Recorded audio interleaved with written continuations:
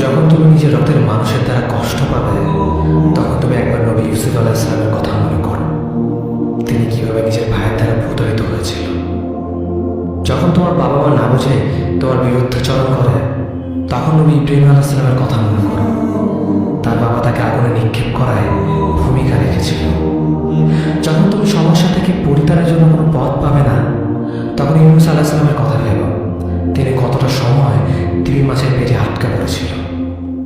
যখন তোমার নামে কেউ মিথ্যা অপবাদ ছড়িয়ে দেবে, তখন মা আয়েশা রাদিয়াল্লাহু আনহার কথা মনে করো। তার নামে পুরো শহর জুড়ে কুৎসা রচনা করা হয়েছিল। যখন তুমি অসুস্থ ব্যথা যন্ত্রণায় কাঁপতে থাকো, তখন নবী আইয়ুব আলাইহিস সালামের কথা ভেবো। তিনি ভয়ঙ্কর এক ভাইরাসজনিত রোগে আক্রান্ত হয়ে তোমার থেকে বেশি কষ্ট পেয়েছিল। যখন তুমি দিনের কোনো বিধান নীতিতে যুক্তি খুঁজে পাও না, তখন নবী নূহ আলাইহিস সালামের কথা ভেবো। তিনি কোনো প্রশ্ন ছাড়াই মরুভূমিতে নৌকা তৈরি করেছিল।